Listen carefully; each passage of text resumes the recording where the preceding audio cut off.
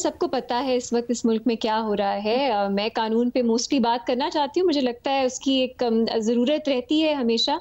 लेकिन अब मेरा भी दिल नहीं करता कानूनी नुक्तों पे बात करना। एक तरह से लगता है डाइग्रेशन है, क्योंकि जो एलिफेंट इन द रूम है वो कुछ और है और सबने ही उसकी बात की। जस्टिस सलीना must not be done, only be done, it must be seen to be done. और यहाँ पे हम देख रहे हैं जस्टिस या अकाउंटेबिलिटी या फेयरनेस, इसकी तो कहीं हमें कुछ झलक भी नजर नहीं आ रही जो हो रहा है। तो बस इसके बारे में और क्या कह सकते हैं। मुझ जैसे लोग, बस शर्म ही आती है कि आप एक ऐसे शोबे से, आपका ताल्लुक है एक प्रोफेशन से जिसका इस मुल्क में कोई सैंक्टिटी हमने रहने नहीं दी।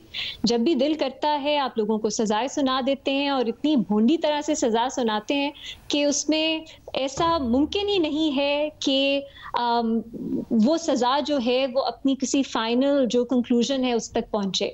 ऐसा ऑलमोस्ट लगता है कि मैनिपुलेट ऐसा हो रहा है नीचे से ऊपर तक सिस्टम के सजाएं उसी तरह की सुनाई जाती हैं जो जब वक्त बदले, जब हवाओं का रुख बदले तो वो ओवरटर्न भी हो सके। कभी कोई ठोस मुकदमे में कोई अच्छे प्रोसेस के साथ ठोस सजा नहीं सुनाई देती इस मुल्क में।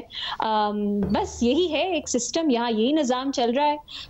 पॉलिटिकल पार्टीज भी लग रहा है आजकल पूरी तरह इसमें ऑन बोर्ड हैं, इसलिए हम जैसे आप बयान की बात कर रही हैं उसी तरह का बयान देखते हैं हम। बल्कि मैं तो कहूँगी बहुत एक डीह्यूमनाइजिंग जो है वो हो रही है पीटीआई और इमरान खान साहब के साथ। और ये पॉलिटिकल पार्टीज में बहुत, बिल्कुल उन्हें ऐसा नहीं करना चाहिए कि ऐसा आप बना दें कि दहशतगर्द के सपोर्टर्स ये वो कि उनके कोई हकूक ही ना हो। आप उनको जो कहा जाता है, आप दहशतगर्द का लेबल तब देते हैं जब आप डीह्यूमनाइज करना चाहते हैं। आप ऐसा तासुर बनाना चाहते हैं कि उनके कोई हकूक ही नहीं है, उनके लिए कोई हमदर्दी, कोई दिल में चाहे जितना भी जबर हो रहा हो, जितनी भी नाइंसाफी हो रही हो, वो रखना ही गलत है क्योंकि वो एंटी स्टेट हैं, दहशतगर्द हैं। ये तो हम देख रहे हैं हमारी पॉलिटिकल एरिना में क्या बात हो रही है। तो Reena, it's a very disappointing thing, क्योंकि इंस्टीट्यूशंस जो है ना उनमें कुछ हद तक आपका ट्रस्ट रहना चाहिए। और इस वक्त इंसाफ का जो निजाम है इस मुल्क में वो एक मजाक है, किसी का भी ट्रस्ट उसमें नहीं है। एक तो बातें और मैं करना चाहूंगी थोड़ी जनरल। पहली तो ये कि मुझे खुशी है कि इस वक्त बहुत कम लोग हैं जो इस परसिक्यूशन को सेलिब्रेट कर रहे हैं। ऐसा पहले नहीं होता था। बाय एंड लार्ज लोग इसको एक पॉलिटिकल लेंस से देख रहे हैं, या वो इसको कंडेम कर रहे हैं या उस पर अफसोस कर रहे हैं।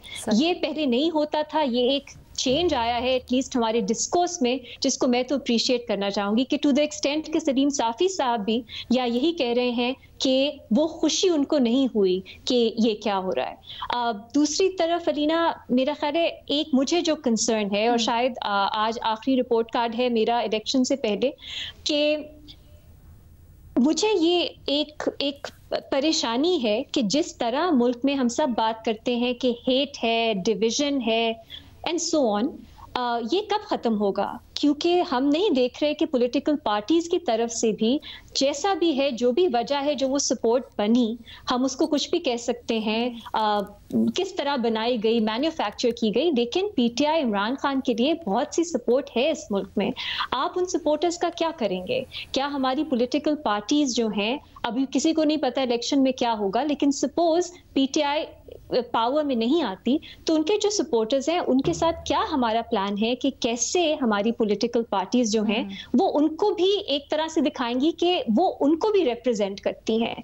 हमने देखा है जब भी कोई पॉपुलिस्ट जो है वो इक़्तिदार से बाहर जाते हैं, अमेरिका में हुआ, जो बाइडेन ने कहा कि वो पूरे अमेरिका के हर शहरी के प्रेसिडेंट हैं। सिमिलरली जो ब्राजील में हमने देखा, वहां पे भी इसी तरह की बात हुई कि आपने जो हेट्रेड, जो डिवीजन है उसको खत्म करना है और जो सपोर्टर्स चाहे किसी भी पॉलिटिकल पार्टी के हैं उनको साथ लेके चलना है। ये पाकिस्तान में कौन पहला कदम बढ़ाएगा? ठीक है, आप पॉलिटिकल लीडरशिप के लिए ना बढ़ाएं, लेकिन जो वोटर्स हैं, सपोर्टर्स हैं, उनको तो आपने बिल्कुल ही आइसोलेट कर दिया है। उनका तो आप जो ट्रस्ट है वो बिल्कुल ही खत्म कर रहे हैं इस मुल्क से। सो आई होप हम आहिस्ता इस हीलिंग की तरफ, इस डिवीजन, इस नफरत को खत्म करने की तरफ भी बढ़ेंगे। लेकिन जो आपने बड़ी अहम बात की है और इसके अंदर यकीनन तमाम लोगों के सियासी रवैये देखने की जरूरत